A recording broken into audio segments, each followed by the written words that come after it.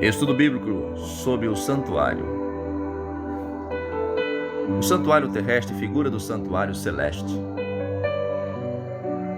O santuário foi feito por ordem e orientação de Deus, um lugar em que Deus iria manifestar a sua glória e habitar com o seu povo. E aquele lugar escolhido seria um tipo do santuário original. Ali seria uma figura simbológica do trono de Deus. Ali estava a presença de Deus no meio do seu povo. Tudo era provisório e apontava para a obra redentora de Jesus. Tudo aponta para Cristo. O plano da redenção, o santuário celeste, o verdadeiro tabernáculo feito por Deus, não por homens, e também apontava para nós que seríamos santuário de Deus a partir de Jesus.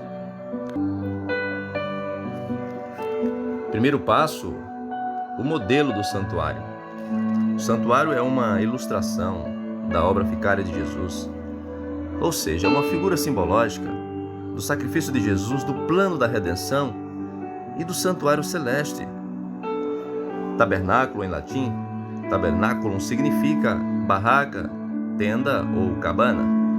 Aí começa a história do santuário.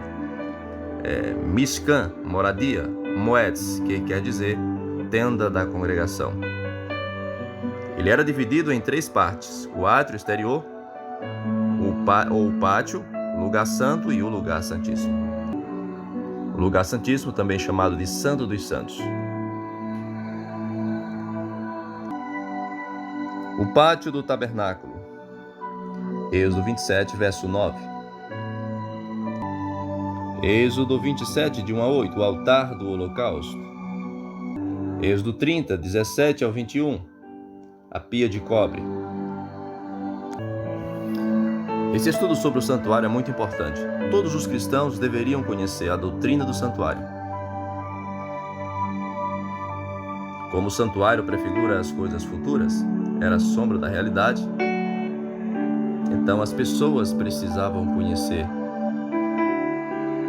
o que significa santuário. Lugar sagrado, santo, separado, exclusivo para o que diz respeito a Deus. Então aqui está as recomendações para esse tabernáculo. Êxodo 27, verso 9. Farás também o pátio do tabernáculo ao lado do meio-dia para o sul. O pátio terá cortinas de linho fino, tecido. Comprimento de cada lado será de 100 côvados. Também as suas 20 colunas e suas 20 bases serão de cobre. Os colchetes das colunas e suas faixas serão de prata, assim também do lado do norte. As cortinas na largura serão de 100 côvados, de um comprimento, e as suas 20 colunas e as suas 20 bases serão de cobre. Os colchetes das colunas e as suas faixas serão de prata. E na largura do pátio, do lado do ocidente, haverá cortina de 50 côvados, as suas colunas 10 e as suas bases 10. Semelhantemente, a largura do pátio do lado oriental para o levante será de 50 côvados, de maneira que haja 15 côvados de cortinas de um lado, suas colunas 3 e as suas bases 3, e 15 côvados de cortinas do outro lado, as suas colunas 3 e as suas bases 3. E à porta do pátio haverá uma coberta de 20 côvados, de azul e púrpura e carmesim, e de linho fino, tecido, de obra de bordador. As suas colunas 4 e as bases 4, todas as colunas do pátio ao redor serão cingidas de faixas de prata. Os seus colchetes serão de prata, mas as suas bases de cobre. O comprimento do pátio será de 100 côvados e a largura de cada banda de 50 côvados, e a altura de 50 côvados, de linho fino tocido, mas as suas bases serão de cobre. No tocante a todos os vasos do tabernáculo, em todo o seu serviço, até todos os seus pregos e todos os pregos do pátio serão de cobre. Então está aqui essa descrição do pátio, começando o primeiro lugar do tabernáculo. Talvez o fato das pessoas hoje não estarem mais dando importância à vontade de Deus, aos ensinamentos bíblicos e à doutrina de Jesus, seja justamente a falta de conhecimento sobre esses detalhes importantes, como, por exemplo, o santuário. O santuário e os seus significados. Temos que ser diferente em todos os aspectos. Por isso que Pedro escreve, nos ensinando a sermos santos em toda a maneira de vivermos. O altar dos holocaustos. Êxodo 27, de 1 a 8. Farás também o altar de madeira, de acácia, 5 côvados será o comprimento, 5 côvados a largura, será quadrado o altar, e 3 côvados a sua altura, e farás as suas pontas nos seus 4 cantos, as suas pontas serão do mesmo, e o cobrirás de cobre. Farás também os seus recipientes para recolher a sua cinza, e as suas pás, e as suas bacias, e os seus garfos, e os seus braseiros, todos os seus utensílios farás de cobre. Farás também um crivo de cobre em forma de rede, e farás a esta rede 4 argolas de metal nos seus 4 cantos, e as porá dentro da banda do altar para baixo, de maneira que a rede chegue até ao meio do altar. Farás também varais para o altar, varais de madeira de acácia, e os cobrirá de cobre. E os varais serão postos nas argolas, de maneira que os varais estejam de ambos os lados do altar. Quando for levado oco e de tábua o farás, como se te mostrou, assim o fará. Veja que aqui Deus tem um cuidado especial com a fabricação de cada utensílio do tabernáculo. Houve uma preocupação da construção do tabernáculo, e os que fizeram tudo conforme o Senhor mostrou. Bezalel e sua equipe obedeceram à risca a ordem de Deus na construção do tabernáculo e seus utensílios. Deus é o nosso Criador, é o nosso legislador, nosso orientador, nosso guia, nosso Pai, e é Ele quem dita as regras. Não podemos fazer as coisas do nosso jeito. Deus deixou um modelo único de adoração. Mas hoje as pessoas estão inventando suas maneiras de adoração, achando que Deus recebe todo tipo de adoração. Jesus, quando se encontra com a samaritana,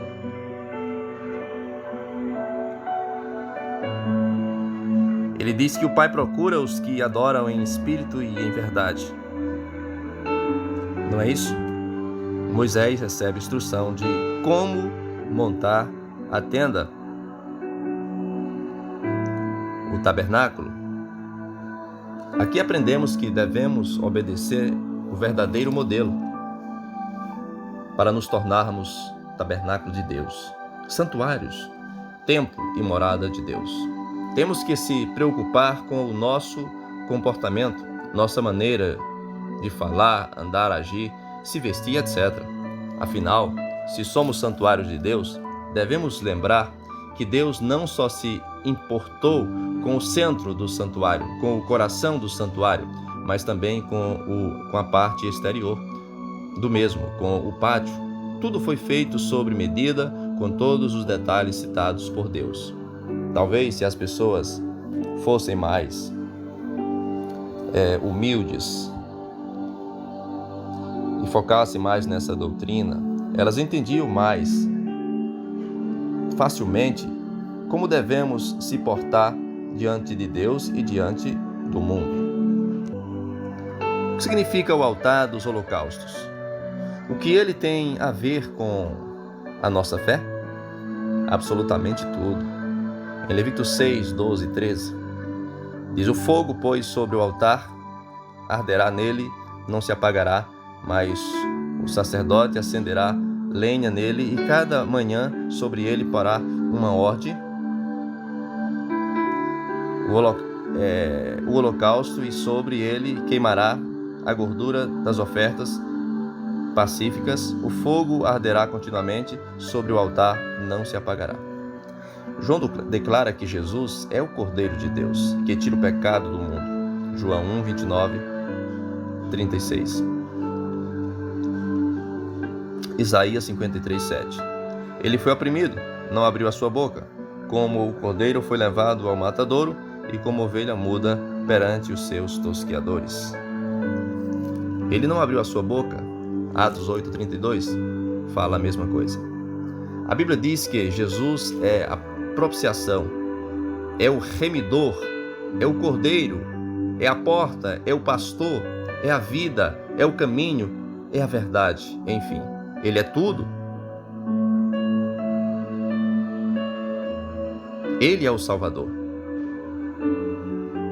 E a sua cruz nos lembra esse holocausto. É o sumo sacerdote eterno e o nosso intercessor. É aquele que advoga pelos nossos pecados, a propiciação pelos nossos pecados. Esse altar representa o sacrifício de Jesus.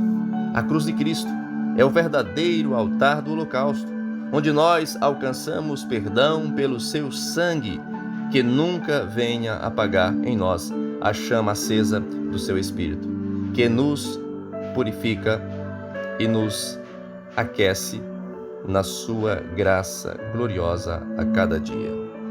Que venhamos todas as manhãs refazer o altar. Que venhamos a cada manhã se dirigirmos a esse altar, olhar para a cruz de Cristo e se reconciliarmos com Deus. Que venhamos sempre olhar para a cruz, nos reconciliarmos com Ele toda manhã e ao anoitecer da mesma maneira, para que possamos entrar pela fé no seu santuário celeste e que Ele possa habitar em nós como santuário terrestre. No santuário podemos ver toda a Bíblia sendo ilustrada através de figuras de uma forma didática. Deus, o professor, começa educando seus filhos como um professor, ensinando o alfabeto a uma criança. Ele começa por símbolos, os símbolos representando cada letra do alfabeto. Depois o aluno vai sendo iluminado até não precisar mais de figura. Nós fomos iluminados por Cristo e agora andemos olhando para a realidade. O livro aos Hebreus nos ensina muito sobre o santuário, o tipo e o antítipo. No santuário está, resumidamente, expressado de forma simbólica, alegórica, tipológica, todas as coisas.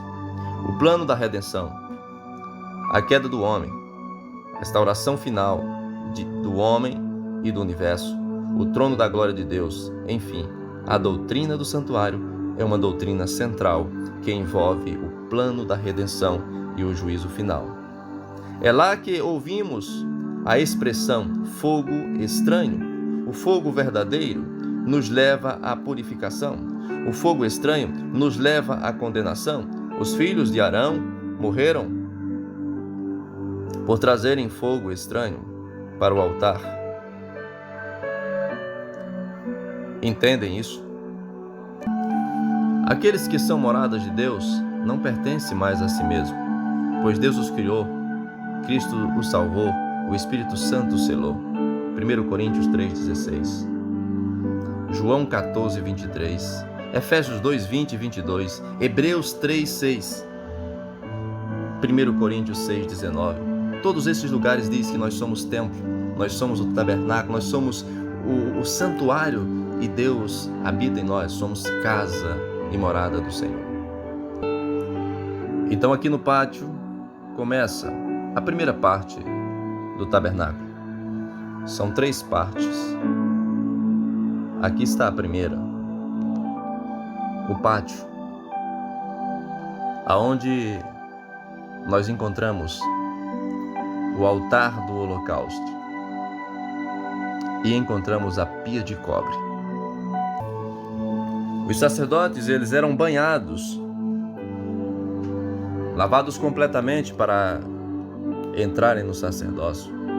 Assim como também nós somos lavados pela palavra e somos emergidos nas águas quando ingressamos na carreira. Mas depois, todas as vezes que eles iam ministrar, eles tinham que lavar as mãos ali na pia de cobre. Então eles tinham que se lavar, tinham que estar lavado as mãos. Não podia entrar com as mãos sujas e nem os pés dentro daquele lugar. Assim também Jesus lavou os pés dos discípulos e disse que já estavam limpos, já tinham tomado banhos, mas precisavam lavar os pés. O que quer dizer a pia de cobre?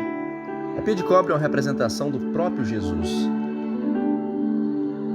Aquela água é uma representação da sua palavra e do Espírito Santo, que podemos todos os dias diante do Senhor lavar as nossas mãos e os nossos pés, refazer o nosso caminhar e as nossas obras.